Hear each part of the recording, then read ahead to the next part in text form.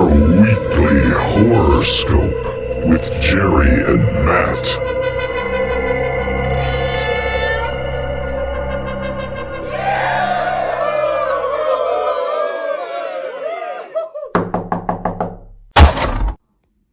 Hey, good evening, horror fans. Welcome to another edition of the Weekly Horoscope. I am your host, Jerry, here with my partner, Matt. And this week, as we put Halloween behind us, we kind of move into the season of holidays. And one of the things that you think of most is family. This seems to be, as much as any time of the year, this is family season. Thanksgiving, Christmas on the horizon. And we thought, what a nice twist to take such a pleasant and heartwarming environment and turn it on its head, and let's look at some family frights with some family situations that don't go as planned. What's your thoughts on this, Matt? I mean, yeah, that's a lot of holidays, right? But families are the tight communities that protect and raise us, and as they begin to turn on us, unfortunately, that does happen in real life. People have real collisions with their family. It can devastate people for generations and trickle down to kids, to grandkids, and some families can just kind of just get caught up in a lot of that, drama, and it kind of can ruin some people. And so it's a real life horror that some people have to deal with, and often go to therapy and try to deal with it. And I think it's just a very relatable subject for the entire horror movie landscape in general. Yeah, you could really go back and take a lot of movies and a lot of classics. Even go, not that they're actual family, but Bride of Frankenstein, and there's just so many. And you think of Norma Bates's mom, and you think of Jason Voorhees' mom, and there's a lot of great slashers in the '80s. Mother's Day is an old school slasher. I think of it. Family is so interwoven into our daily everyday lives that it's really a predominant part of horror. But we wanted to focus on movies that kind of specifically are all about that family dynamic. Yeah, I think we got some really good ones too. They're very interesting, and some more recent ones as well. I know sometimes we tend to pick ones that are like generations apart, and try to contrast and extract what we can out of them and compare them and have fun with it. But I think these are both relatively new. Well, one of them really is. Yeah, one's brand new, but we're going to go back just 10 years, but to 2013, and the movie You're Next, directed by Adam Wingard. And I find this to be, I saw this back when it first came out, and I enjoyed it, and I hadn't seen it since. So as I'm rewatching this, I'm thinking, yeah, this is really an underappreciated gem. I think this is a really cool movie with some excellent kills and some cool family dynamics, some real messed up family interactions, and all around, I think this is a good movie. I thought the same exact thing. This is the second time I've seen it. I saw it when it first came out originally years ago, like 10 years ago. And then I just rewatching it, I was like, this is better than I remember. Like, I was like, this, like you said, I was like, this is like a really underappreciated. It's got a great, cool lead character that takes you on for a huge surprise. It's got a family that you just genuinely hate. It's got some really good action scenes. It's got some humor in it, and it's not like overly corny humor. Like, the humor in it is kind of like fits the characters for how bitter they are, like how ridiculous and over the top it is. So yeah, it's just a fun movie. I really enjoyed it. Yeah, that's the exact word I think is over the top. The character traits that each character brings to their particular family dynamic is turned up to 11. So it creates, like you said, there's not flat out comedy, but there is some humorous presentations in how this all goes down.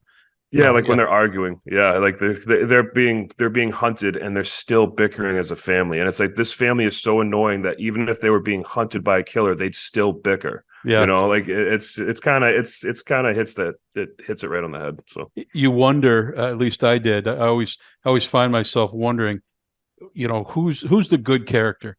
Who am I rooting for here? And it becomes apparent, but at the beginning, it's not apparent. It's not. They do a really good job making you wonder how is this all going to play out, and it's by someone you have no idea. You never expect it. Yeah, the movie starts with a couple having unfulfilling sex. and the man just rolls over, jumps up, and gets in the shower. And we see our first introduction, a man in a lamb mask kills the woman, and then the man gets out and he attacks him with a machete. It's a pretty quick scene. But what stuck with me about this scene, particularly upon rewatching this, is the animal masks are excellent in that they are very disturbing, and even each animal is represented in a creepy expression on their face. Like, these are one of the cooler, masks that you could bring to a modern horror movie, I thought.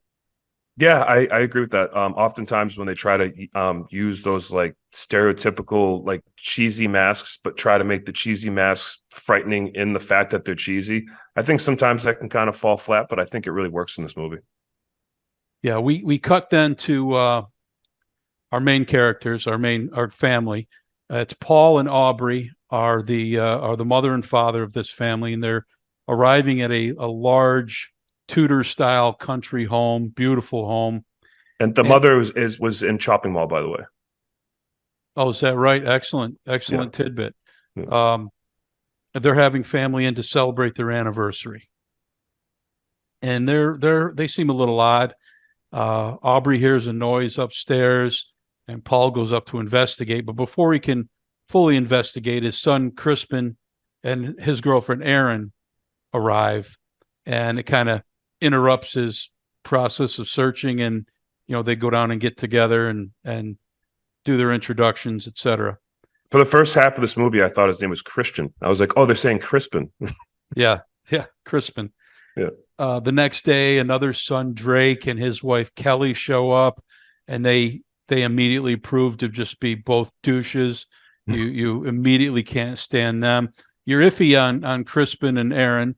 You don't know too much at this point, but you immediately don't like Drake and Kelly.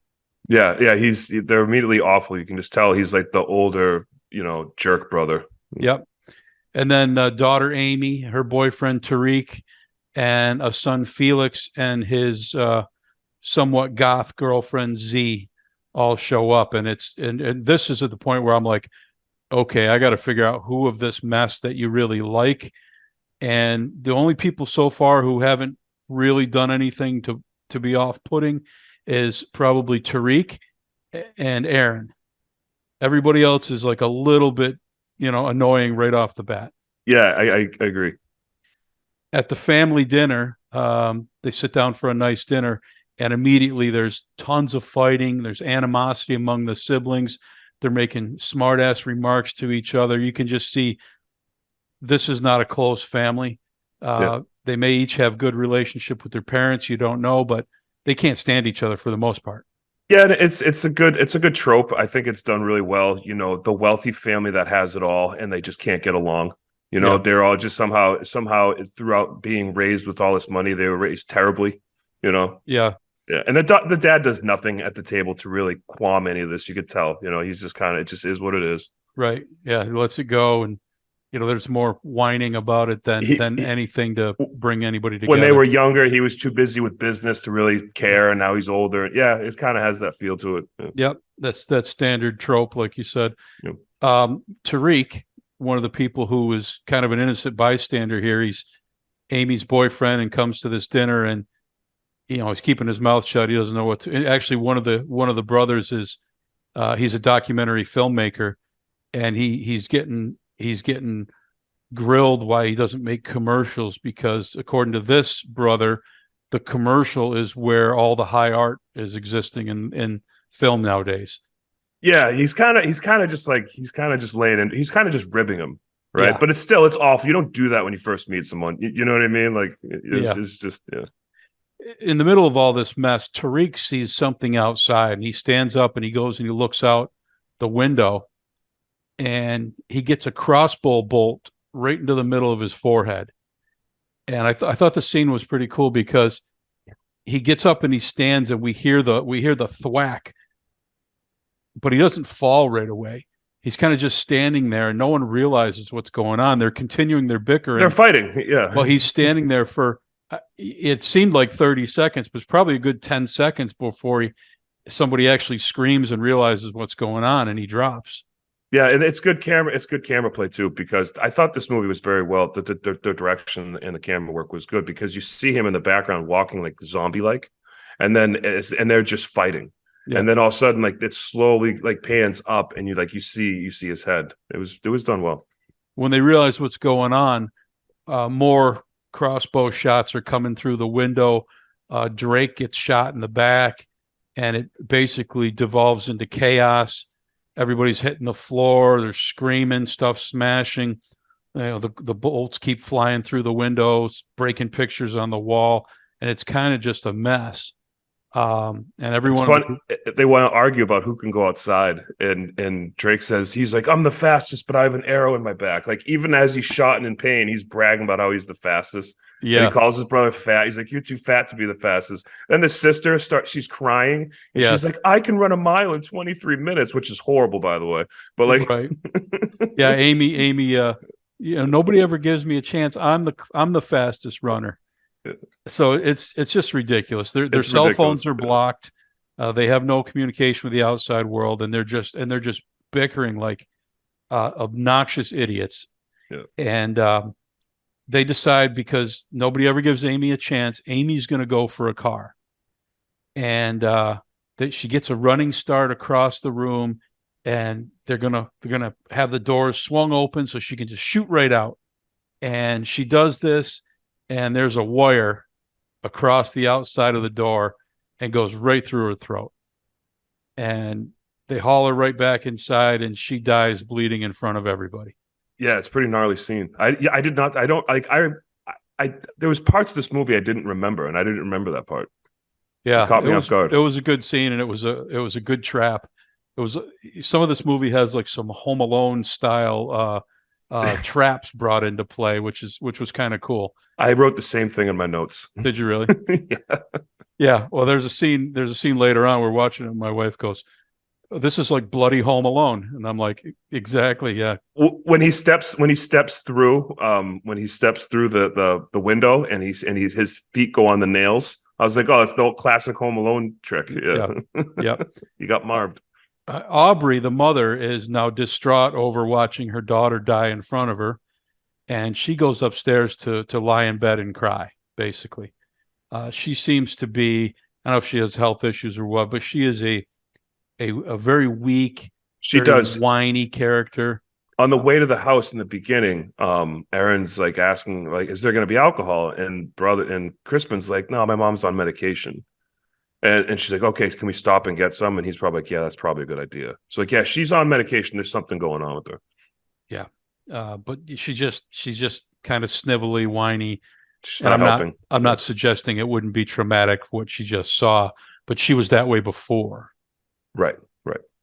While she's lying in bed, we see a killer in the fox mask is under the bed, and he slowly slides out, and he uses a machete on her.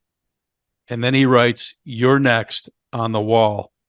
And one thing that struck me about this is it's YOU' next, that the killer used the actual proper version of your. And I'm thinking 75% of America probably would have just wrote YOUR. So I would have just done you are, yeah, like a text, because I don't have time for all that. I was thinking, well, these are at least somewhat educated killers that they actually get that grammatically correct. Yeah, either that or that's how bad their temper is they just can't even stand bad grammar, and that's why they're killers. Right? If you scroll through the internet, you would know most people do not hit that word correctly for some reason. Right. Well, if I ever get it wrong, it's because of autocorrect, and I didn't change it. We also see downstairs, Erin is moving about the kitchen, and she gets grabbed and attacked through the kitchen window. But she fights a man off with a butcher knife. Goes back to the group. Kelly goes upstairs, sees the man in the fox mask who just murdered her mother, and she runs out of the house screaming, and she's aware enough to go under the wire that just killed Amy. And she just goes running through the yard, running down the road, screaming, and she's going to go to the nearest neighbor. Now, the nearest neighbor is not right next door. These are big country houses, spread out. Yeah.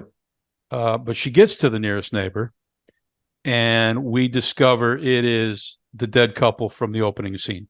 Yeah, it's kind of that aha moment. You're like, oh, I know yeah, them. Yes, yeah, it's starting to kind of come together, starting to weave together. And she's knocking on the door, and you can see the guy sitting there. We know he's dead. She doesn't know he's dead. And she's like, what's the matter with you? Why won't you answer the door? It's the same song on repeat. They have that disc that's just on. Yeah. And then she gets blasted through the plate glass window by a man in a lamb mask. He just blasts her through, and she goes sprawling. And he climbs through and swings a heavy axe into her head. And then we see the body of the man who was killed originally, and he's dead in the chair, like he's sitting there watching television. They propped him up, so if anyone happens to see, then like it kind of people will just like ignore it and keep going. Yeah, right. Because you don't want to get caught stealing at someone. Yeah, exactly. Yeah, because when you see someone through the window, you don't want to look like you're staring. You kind of look away right away, right? Yeah. At this point, back in the house, Crispin says he's going to try for a car, and he runs out. So he's gone. Yeah. The bad idea didn't work. I'm going to try that. Yeah. Yeah, I don't know why Kelly wouldn't go for a car, but she went for a neighbor. But she was hysterical and just running and screaming. Yeah, she didn't have a plan. Yep. Man in a tiger mask bursts through the window and attacks Aaron. And she ends up kicking him in the nuts and bashes him to death with a meat tenderizer. Which is a great scene. So we have now, Aaron has defended herself with a butcher knife and then just killed this attacker by fending him off when he had every advantage over her. Mm-hmm. But she kicked him in the junk, took control, and got the meat tenderizer, and she tenderized his entire head. Yeah, over and over and over. She was double tapping. She was making sure that he was down. Yeah. And we also know like right from the beginning of this, she stays calm and she starts saying, okay, what we need to do is lock all the windows. Mm-hmm. Right. And like she's the first one to actually do something where everyone else is just freaking out. So immediately, like, okay, she's kind of trained in something. Yeah, or she was raised. Yeah. We figured out at this point who our heroine is. Yeah. Yeah. She's got her act together. She's a badass. She's very composed, not flailing around foolishly. She's taking action, and that was a great kill scene, I thought. Yeah, yeah, and with the way she moves too, you can tell she's trained in some kind of martial art or something. It looked great. These action sequences were choreographed fantastic. Yeah, she was a badass. Mm-hmm. Paul, the father, they're having a conversation, and they said, well, whoever killed Aubrey's probably still up there. Like that didn't occur to anybody that they're locked in the house with one of the killers. So Paul goes upstairs thinking he wants revenge on whoever killed his wife. He doesn't bring a weapon. He doesn't seem equipped to enact any revenge. But he goes up there and he finds that someone was living in their closet. He finds water and snacks and a bottle of urine. And he's like, oh, somebody's been in here watching us since we arrived. And then we see from behind the man in the fox mask approaches. And then we see Felix and Z walk into the scene, and the fox mask slits the dad's throat with no reaction at all from Felix and Z. And we know, okay, these guys are in on it. Yeah. And then Felix has that moment where he's like, did you have to do that in front of me? Yeah. Yeah. And that's the big reveal that the youngest,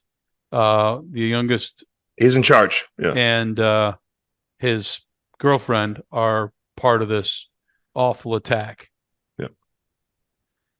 So Lamb goes downstairs and he finds the tiger dead, and he flips out. Apparently it's his brother.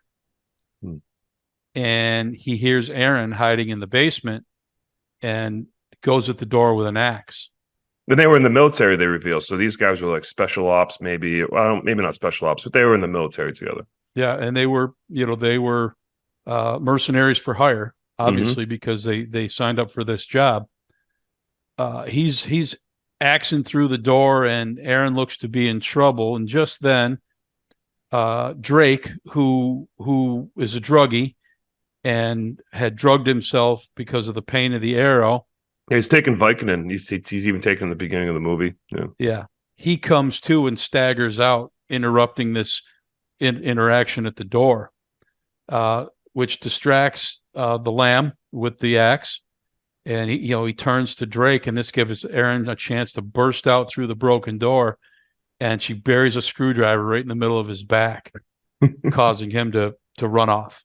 Yeah. So again, she's the only one doing anything effectively. Yeah, effectively and useful. Yeah, it was everyone else's pretty much. Yeah, they're idiots. So they kind of group together. Aaron and Z are building nail traps in front of the windows, and this is where Aaron explains that she was raised in a survivalist compound as a kid, and she learned all these self-defense techniques, and she learned all these different ways to protect herself. And in the basement, Felix and Drake are supposed to be collecting weapons, but Felix uses the opportunity of being alone to stab his brother repeatedly until he dies. Yeah, and he's like, "Why won't you just die?" Like he doesn't actually want to deal with it. Yeah, he's a coward. He's a coward. Yeah, very much so. At this point, Aaron goes upstairs to check on Paul because they told Felix and Z told her that he was resting. So she goes up to check on him and finds him dead. Where the fox is still up there, and now he starts coming at her with his machete, and she jumps out the window to save herself. Which I thought that was really cool. Like, instead of her constantly like prevailing as this like ultimate John Wick character, like everything she did had like certain practical in a sense. Like that was like the only move she had at that time. And like instead of her just like, oh, I'm gonna get, like, you wouldn't, like, if someone's coming in with a machete, you know what I mean? Like, what's your move against that? You're gonna put your hand up and block it? Like, you know what I mean? Like, yeah. So like for her to just instinctively know, okay, the move is to jump out the window and reorient myself. And that's what she did. I was like, oh, that's a good move. Without hesitation. She had no weapon. Yep. She was overmatched. And she knew it. It was the smart move. Yep. She lands with a big piece of glass from the window embedded in her knee, which was kind of nasty. Yeah. She's got a little bit of a limp, but she pulls it out, and basically she lives to fight another day. And it was slimy. They showed it too. I felt it. I was like, oh. Yeah. While she's outside, a guy in the lamb mask shoots at her with a crossbow, but misses her, and she makes it back into the house. And this is a scene you mentioned where Lamb looks in and he sees a nail trap, whatever, three feet from the window, and he's like, "Oh, that was, that's so obvious." He steps over onto the nail trap right up against the window that he can't see, and it goes right through his boot, and it's leaking, and he's screaming, and it was a cool scene. Also, I thought. Yeah, it was funny. I love the reference to Home Alone. Yeah. So Aaron hides, and at this point, she hears Felix, Z, and Fox and Lamb all talking about the plan and how much Felix is going to pay them and how rich they're all going to be. And earlier, she had sent a text to 911 saying that, whenever you get even the slightest signal, your text will go through. You don't need to make a phone call. Which is good to know, by the way. Yeah. But her phone goes off saying the text went through and gives away her hiding place. So Lamb comes at her and she throat punches him to get him away and then escapes out a window again. And they all go to chase her, but she doubles back into the house. So they're all running off, but Lamb's just figuring out this girl's pretty smart. And he comes back over and he checks the window she went in, where she's hiding around the edge, and she buries a knife right through the mask, right through his eyeball. Yeah. Another good eye stab for you. Yeah, I thought the same thing. I was like, there it is. There it is. There it is. Yeah, it was she, and at this point we're 100%. She's our heroine. She's a badass. We don't care about anybody else at this point. No, this movie's full throttle at this point. Like, it knows what it's doing, and I hate when movies start to pull them. They introduce you to this type of character and then they pull it back. Like at this point in the movie, it's just ramped up, and they're giving you exactly what you want. It's awesome. It's the group of killers, the group of conspirators Yep. against Aaron. Yep. And that's it. The only unspoken character or unacknowledged character at this point is her boyfriend Crispin, who ran off to find a car, and we haven't seen since. All right, so He's out there, but has really no role in the action at this point. We don't know if he got away. We don't know if he's being held hostage. We don't know what's going on. We know nothing. Exactly right. Here's the point where she takes a brick and some string, some twine, and the heavy axe, and she sets a booby trap at the front door. And I wrote Home Alone style in my and that's the exact scene where my wife goes, "Oh, this is like bloody Home Alone." I'm like, "Yep, exactly." The fox comes in through the window and she lures him down into the basement where she sets up her camera. Although she breaks all the lights and then sets up her camera, so the guy's in pitch black, and her flash keeps going off repeatedly, blinding him. And she just keeps doing smart things. Yeah, she's smart. And all she's got down there is basically a piece of wood, but she clunks him with the wood, and then beats him to death with it. Yeah, a blinding cell phone and a piece of wood in the dark. Like yeah, she's clever. Yeah. And one of my favorite parts is we always talk about this, and we talk about it when we watch movies here. You know, a killer's chasing somebody, and they shoot him in the leg, and they fall down, and then they try to get away, and 20 seconds later, the killer's at him again. Yep. And I always promise my wife, if we're ever being chased by a killer, I am not leaving till that son of a bitch is dead. And I'm 100% sure of it. Yeah. And that is something Erin does. She doesn't knock a guy out and leave. She continues to hit him with that wood until he's just mush. Yeah. I call that the double tap, just to make sure. Don't shoot them once, shoot them twice, type thing, right? Like make sure that they're down, right? Make sure they're not leaving in any other way other than on a stretcher. Yeah, in a bucket. And it's in a bucket. That's even better. But one thing I like that she did too earlier when she was getting shot at when she was outside, she runs back into the house instead of running frantically like Kelly. She goes back in the house and says, "Okay, this is my safe point. Yeah. Like I'm at least surrounded by an environment I can control." Right? You know what I mean? Like instead of staying out there, like she's very situationally aware. A chance for hiding places, a chance for weapons. Yep. Makes perfect sense. Yep. Just run blindly into the woods, and that you don't have a chance, right? They're going to get you, right? At least she runs back into the house when she does that. I was like, okay, she's trained. Yeah. And that's the cliche. You take off blindly in the woods, somebody falls, somebody breaks their ankle. Yep. It's been done over and over. Not this girl. Yeah. It was a really good twist. I really enjoyed this movie. At this point, the killers are all dead. And we only have Felix and Z, who've now come together and trying to finish off Aaron. And they are all fighting in the kitchen. And this was a great scene. It was Aaron even to the very last second. Yeah, this whole fighting scene. Both of them. Yeah. She's hitting them with frying pans. They're slicing her arm with knives. It's kitchen chaos. She throws the water and it hits him in the face. Like, that was cold water. Why would you? Yeah. what did that? It wasn't like boiling oil or hot water or anything. Right. But then she used the pan to hit him. Yeah. It was a good scene because it's the trained fighter, but outnumbered and in a real tight close quarters. It was a really cool fight scene, I thought. And it has that one thing we talked about with in Halloween in 2018. I always wonder in movies when they hit someone with the frying pan in the head, because you see that a lot in movies. She does it in this one. It's like, wouldn't that just kill someone? Do you know what I mean? Like the strength of a cast iron, you hit someone in the jaw with that. I always think about that, like they did it in this one. Like she hits him in the head and knocks him back. I'm like, oh, that's the one thing. Yeah. Yeah. I don't want to get hit with a frying pan and find out. No, I mean, if you sure just seems like that would be debilitating. Yeah. But she kills him in a way cooler way. So I'm glad it happened. Yes. That's she sticks a blender and jams it onto his head and then plugs it in. And the blender's just grinding away at the top of his head. And it's like a Ash from Evil Dead kind of kill. It was It was just so inventive, creative and over the top, but handled like So cool, I thought. Yeah, the special effects, the practical effects that they did, like they kind of show the whole thing. Like I was blown away with how good it was. And finally, she takes the butcher knife. It's just her and Z, and she just buries it straight down into the middle of the top of her head, um, which wasn't as cool as the blender, but that's it.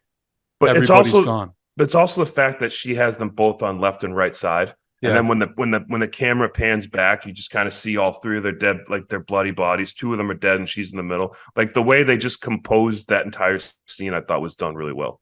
It was, yeah. You know, if you look at it from, yeah, you know, we got a blender to the head and blood all over the place, but from a purely just a choreographed fight scene, Right. it was a good fight scene. Absolutely.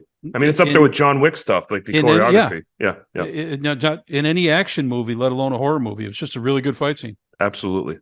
So they're all dead. All the bad guys are dead, as far as we know.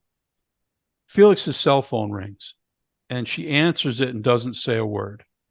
And here we find our missing Crispin, and he is sniveling, asking if it's all done, apologizing that he didn't have the stomach to help, and you know, and we find, and she's just listening. She doesn't say a word. She doesn't reveal that Felix is dead. We just hit to hear Crispin's whiny ass confession of his role in this whole thing, and basically, their plan was to frame this. You know, and our movie started out as a home invasion slasher survivalist movie, and really broke down into this dysfunctional family. They were sick of their parents. They hated their older siblings, and they wanted money. It's Shakespearean. Yeah, like the rich kids are taking out the parents for their money. But she never reveals herself on the phone. She waits till he comes walking in, and confronts him. She's holding the phone up, and he's like, "Oh, like, where's Felix? He's dead." Oh, okay. And I thought that exchange was really well done, because he didn't know what to do. He was, you know, and then he starts pleading with her like, "Oh, you know, great. That means, you know, more money to go around. You know, we're really going to be well off out of this." And yeah, I like the acting in the scene, like you said, because you could see he's working out, like he's going through the permutations of how he should handle this. yeah, You know, like it was really good acting, because it's not like he just comes out and says his lines. Like he kind of takes the pauses at the right moment, looks around, like he's trying to think like, okay, do I get her on my side? Do I retaliate? Like how, like he's trying to like work it out with her, and he does it with minimal dialogue. I thought it was well done. It's yeah. convincing. Well, and we know he's a coward, so he's not going to Right. straight up confront her, but he's Right. trying to manipulate her. Yes. And Yes. and you know, oh, you know, you got student loans, and you'll be able to do Yeah. this. Yeah. And he's basically trying to bribe her and saying, "Oh, you were never going to be hurt. Your eyewitness account was crucial to our Yeah. We story needed working." you. Yeah. Yeah. And she just knifes him in the side of the neck and then straight through the eye. I'm like, Yeah. "Oh, another eyeball." Another eye one. I thought the same thing. I was like, well, And immediately as she does that, a police officer sees through the window what's happening and shoots her in the shoulder. Yeah. And we remember her text for 911 finally went through. So the cop goes to his car, calls for backup, and then he goes and enters through the front door. And Erin is yelling, "No," because her Home Alone trap falls and the giant axe swings down. And as it's about to hit him, the screen explodes in blood, spelling out the title. And I thought it was a really cool ending. it was perfect. It was perfect. It didn't have to do any more than just that. So yeah, it's a home invasion slasher with dysfunctional family intrigue, and I think it's an underrated movie. I really, really enjoyed it. I highly recommend it to everyone. Our second film in the category Family Frights is a brand new movie from 2023 called Cobweb, directed by Samuel Bowden. And I had not seen this movie before, so this is the first time viewing for me. Yeah, same for me. It's a brand new movie that just came out, and I was really saving it for this podcast for this week. So Okay, good. We'll get right into it.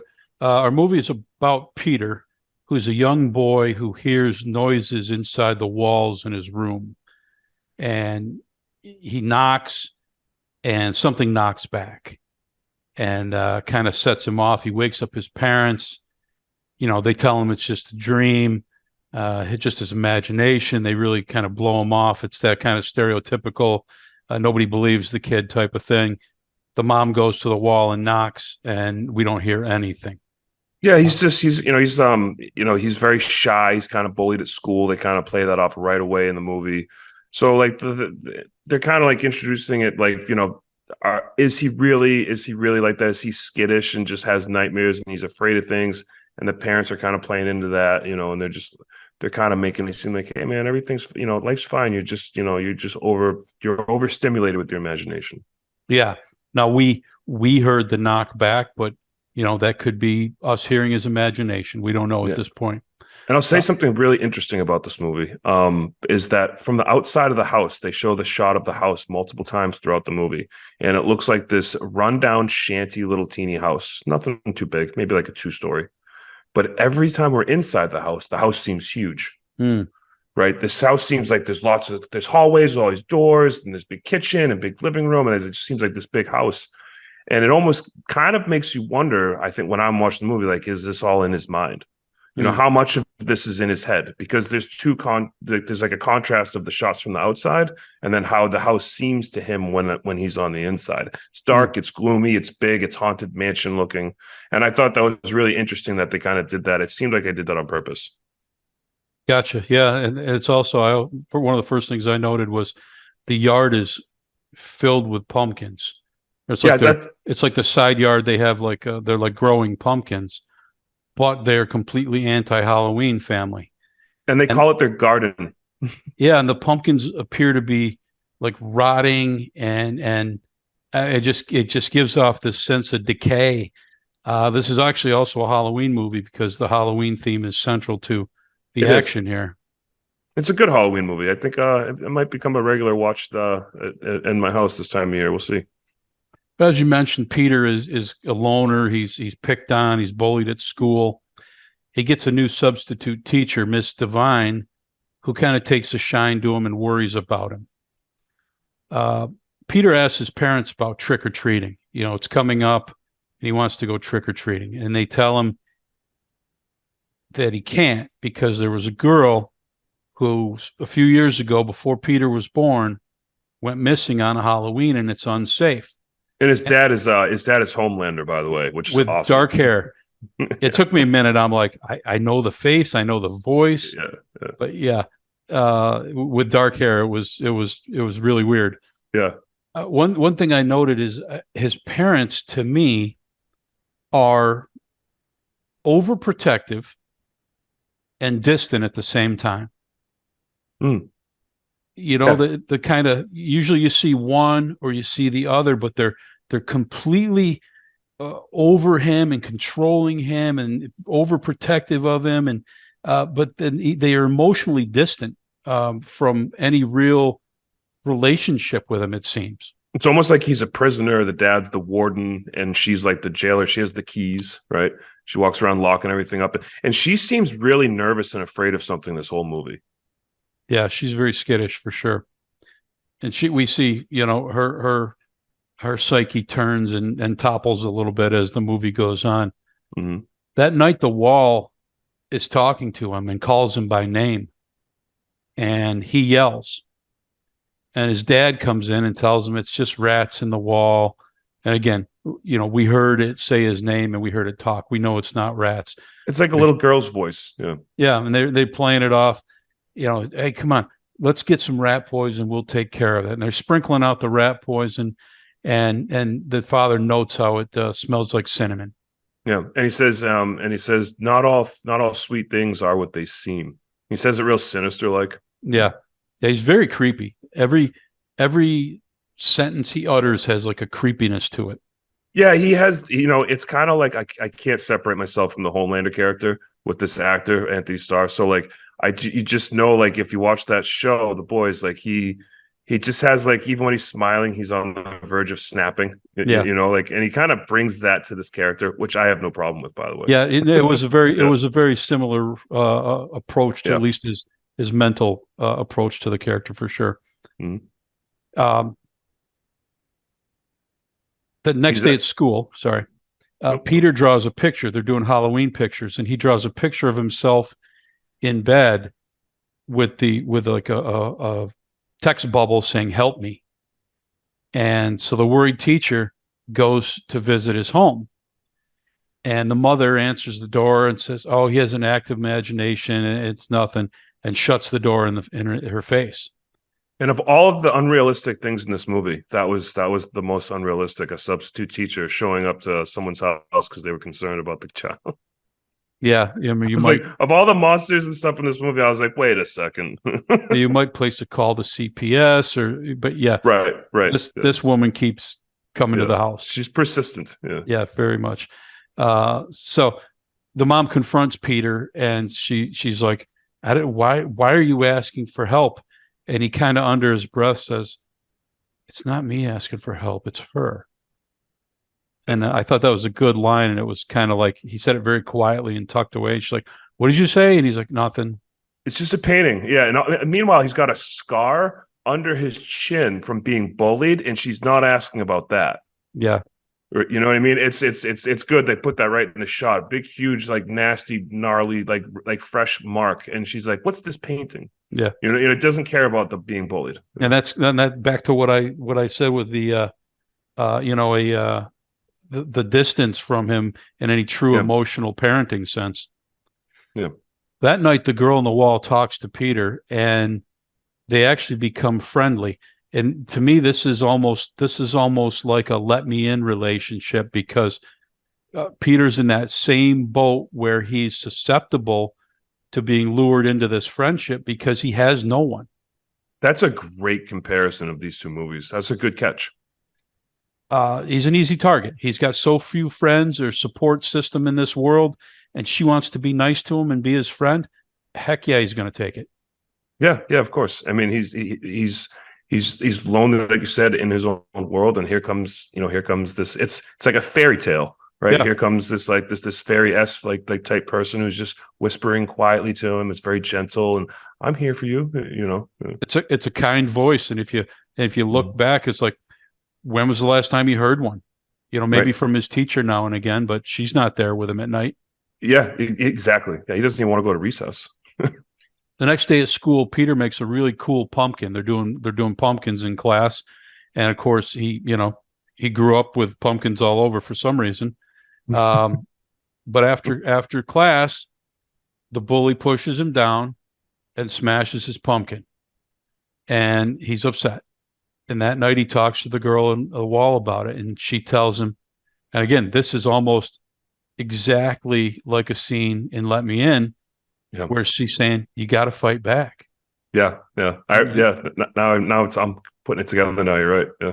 She's like, "You got to make the bully afraid of you." And so we cut to the next day at school, and Peter comes up behind Brian, is the bully's name, and shoves him down a flight of stairs. And we see Brian lay at the landing with a leg that's mangled, pointed in the wrong direction, and screaming. And it's like, his legs twisted out. It's like, oof. Yeah. So Peter gets expelled, and his furious father grounds him. And we think, okay, we know what grounding means, but that's not what it means in their house. They have a secret basement door that's hidden behind, I don't know if that was a refrigerator or just it was the fridge. Cabinet, yeah, it was the fridge. It was the fridge. Yeah. He grounds him to the basement, and there's a mattress down there, and you get the impression that this wasn't the first time. Yeah, it's immaculately clean. It's every kid's nightmare. It's dark and cold and cobwebby. Yeah. Yep.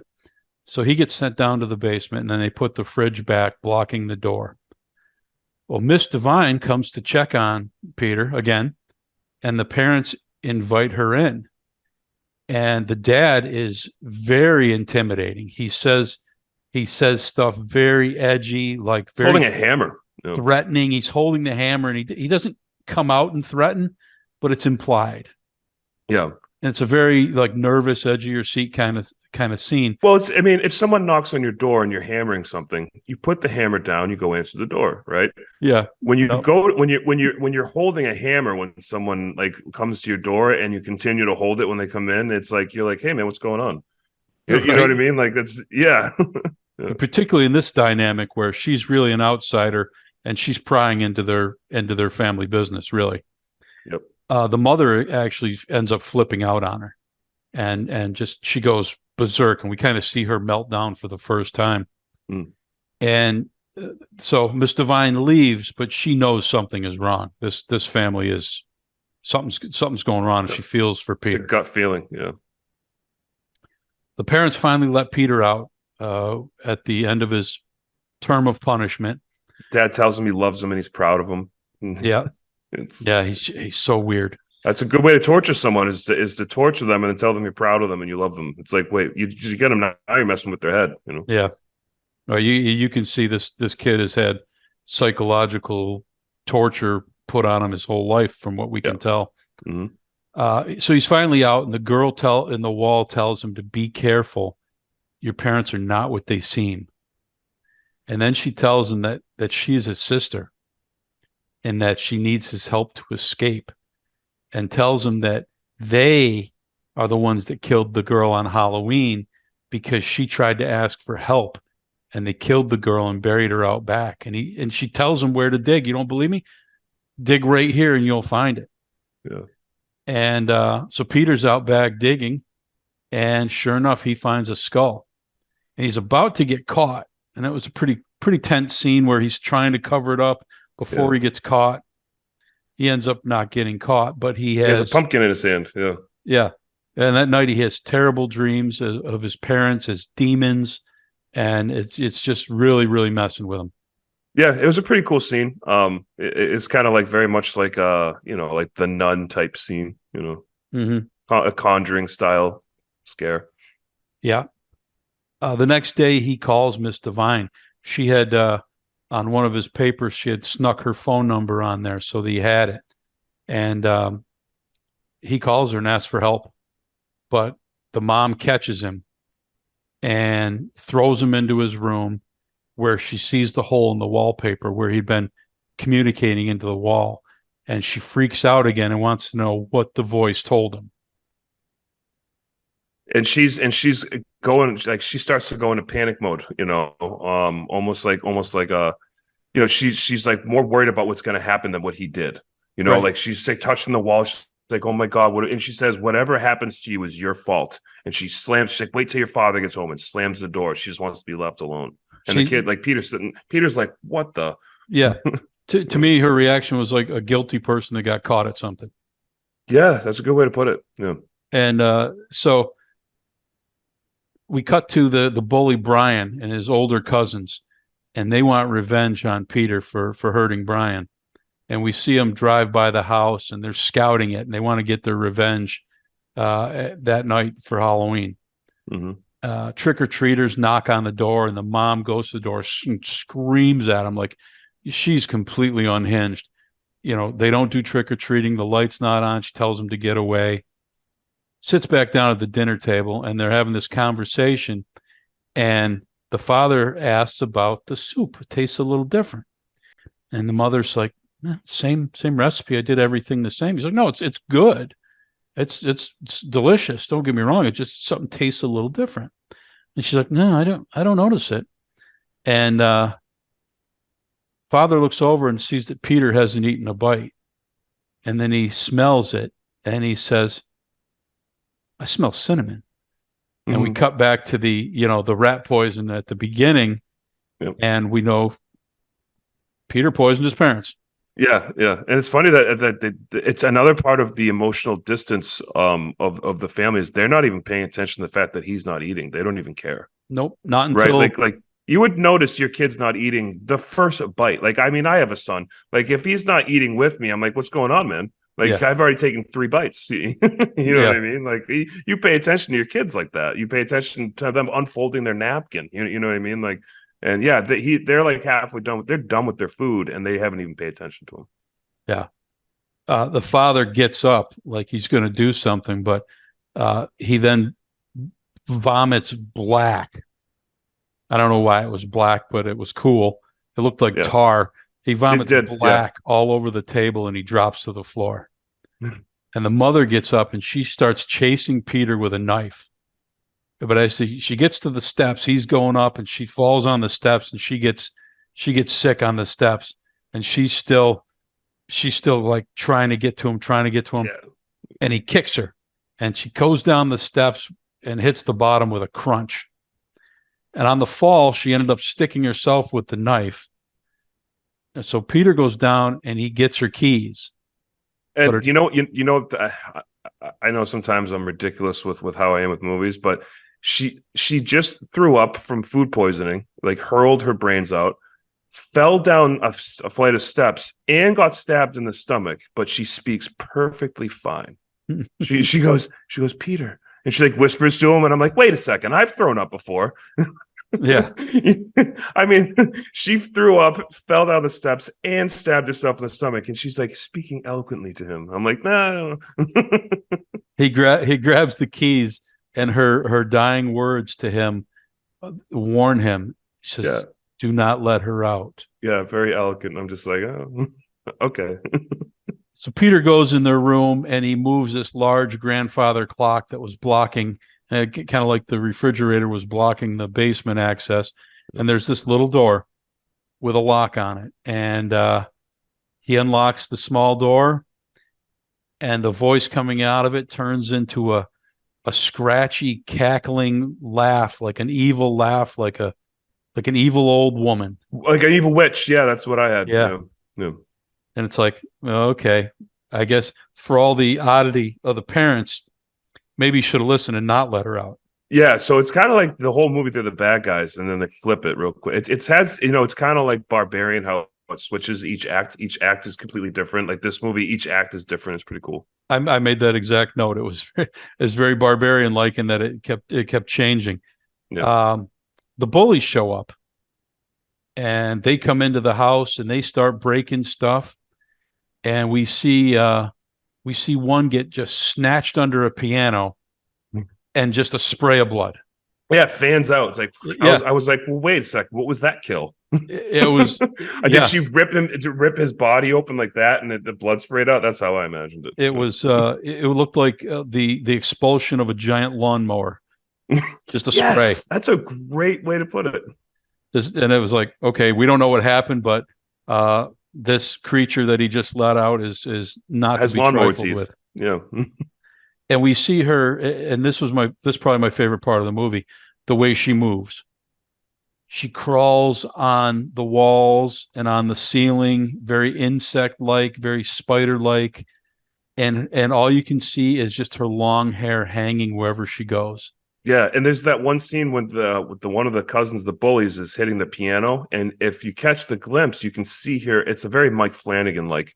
You can see her in the background on the ceiling crawling across. Yeah, but they don't put it in the forefront. You have to catch it, and then it's pretty easy to catch, but like they don't make it obvious. You have to see it, and then it's out of focus. It reminded me of in Hereditary when the mother's become a demon and is up in the dark corner, stuck to the wall over her son's bed.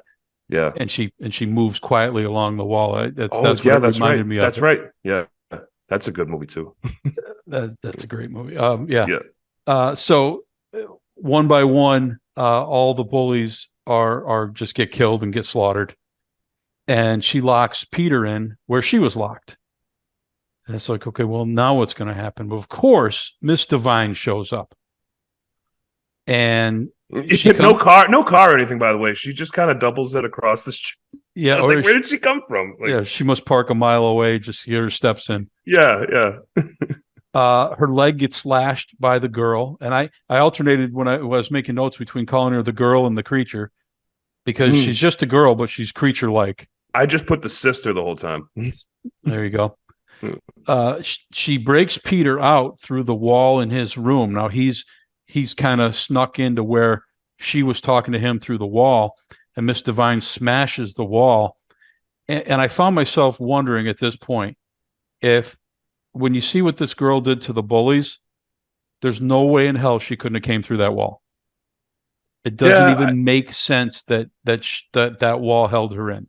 Yeah, and it's weird. It's weird because the wall that she's talking to in the room, it's like there's like 3 or 4 feet, right? It's this long cylinder hole. Like he even rolls a ball down it. So that's gonna be. I understand that maybe you couldn't, depending on what material's in there. But yeah, the other wall that was behind the clock, it's just nothing. It's taken down by like a pipe, right? So I don't know. And I just look. Miss Divine was able to easily break a hole into the wallboard and pull Peter out, and that was this girl was on the other side of that wall, would have to break the same wallboard to step through into Peter's room. It didn't make any sense. There's 3 or 4 things in this movie that just don't make sense. That's one of them. Yeah. So Miss Divine and Peter are about to escape the house, and as they're going through the front door, Peter gets pulled back by the hair and shut inside. And he wakes up. And it's like the hand just kind of takes him. Yeah. But yeah, that's another one of those things like that the amount of strength that would take, and plus she's crawling on the wall. Yeah, like she couldn't just punch through drywall. And the way she annihilated all those bullies, she clearly has this kind of ripped strength. them open. But she couldn't have got through that sheetrock for some reason. Stuff like that just drives me crazy. Like, I agree. I don't like to be a nitpicker, but some stuff's so obvious that you're just like, yeah, okay. You know, when you're structuring a story, when you go from this piece to this piece, you always got to think, does this make sense? Right. Did they construct like a steel like wall behind there and keep her in that? That would have made sense, or some kind of concrete wall, but they didn't even bother with that. Right. Yeah. If that was the case, then Miss Divine couldn't have easily broke through it with her hands to pull Peter out. Like, right. One or the other can't be true. One or the other, or rewrite that scene and make it something different. Right. Yeah. Agreed. So Peter wakes up and he's in the pit in the basement that he found when he was locked into the basement underneath the mattress. And we didn't talk about this, but he finds a grate and he looks down and there's a layer, like a basement below the basement. Yeah. And he finds himself in there now. And his sister climbs down to him, and we see that she kind of explains that she was locked away because she was born with this monstrous appearance, and while she was down there, she taught herself to climb the walls and to move like this. So she's crawling down, again, very spider-like. Her long hair is just hanging. We don't ever get a really great look at her face, but when we do, you get one good glimpse when she smiles, and they make that sound effect. Yeah, and she looks like a monster. It's very Japanese horror inspired looking. That's a good analogy. Yeah. That's exactly what it is. But her parents locked her away because she was born with this hideous appearance, which is awful. So this is the next question I had that was unanswered. Was she locked in that little cell the whole time? And if so, how did she get out and communicate? Like, why wasn't she locked in that thing? Well, yeah, somehow from that cell, she got into the walls. Yeah, they never. Which, if it's a basement below a basement, again, doesn't make a lot of sense. And if that's the case, when Peter was saying to his parents, "I'm hearing someone at night," why didn't they take that serious and go, "Oh crap, she's gotten out"? Exactly. They were just like, "Oh, you're just hearing things. It's all in your imagination." The mother should have been like, "Hey, man, Peter's hearing the girl. We got to do something about. She's we got to fortify her prison." Right. That should have been an alarming thing to them. But they're like, "You're hearing things." It's like, well, and another plot hole I didn't understand. But Miss Divine comes into the basement. She finds the path and she comes in because she won't give up on Peter no matter what. This girl, and.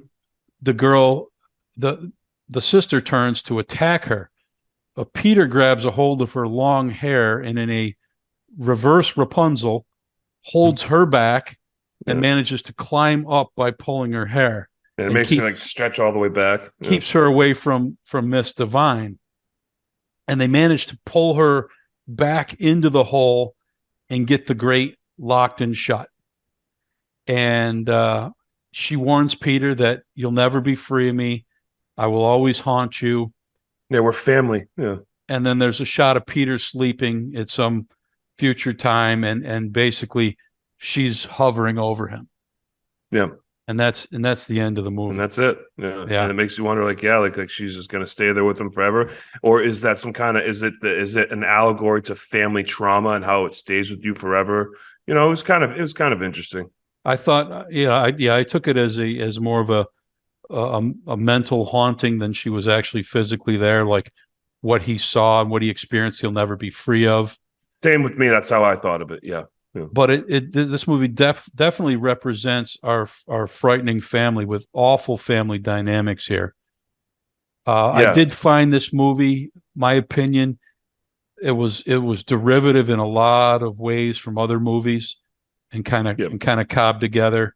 It did have a few interesting points. It wasn't terrible, but I thought it was just mediocre. I really didn't like how it ended, because okay. Aren't you going to get the girl help? She's just a human being. You're not going to leave her in the hole. You're gonna walk to the authorities, and you're gonna, if you're Miss Divine, you're going to, like, look, there's this girl. She's been like, Yeah. The entire ending, the entire third act is really shoddy and filled with they create more holes in the story than they needed to. Like it starts off one way and then branches off into like all these questions. You're like, wait a second, you're not answering the stuff from earlier, or you're creating these other like contextual issues. I think the movie starts off good. Yeah. It's interesting where it's like, all right, where are we going? And then it just kind of dips. Yep. Like the action sequences are cool. It was cool, like with the kills and stuff like that. It's a little creepy.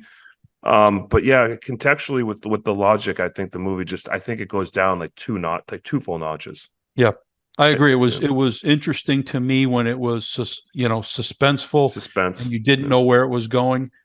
Once it went where it went, you wished it went somewhere else. Yeah, I'm like I don't know. Did two people write that and one person hadn't read the first person's ideas? Like, do you know what I mean? Like it just didn't feel like there was any like continuity or cohesiveness towards the end. Not a terrible movie. It's worth a watch. It's got some cool parts. I just think as an overall package, it's mediocre. I agree. Yeah, but I mean, it's not a bad movie, and it's got some good acting. It's got some great acting in it. I think the mom does a great job. I think Anthony Starr, the dad, does a good job. The child actor Peter, he did a good job of like being that scared child. I think the acting's okay. Yep. It's a very, very dark, gloomy look to it. I think it's cool. But it's not the worst. But it's cool. No, definitely not. Definitely not. And definitely fits our category of frightful families. Mm-hmm. Okay. Well, that is our show for this week. We'll be back next week with another topic. We appreciate you listening. As always, we are the Weekly Horoscope. I'm Jerry. That's Matt. We'll see you next time. All right. Thank you, Jerry. Thank you, everyone. Your Weekly Horoscope with Jerry and Matt.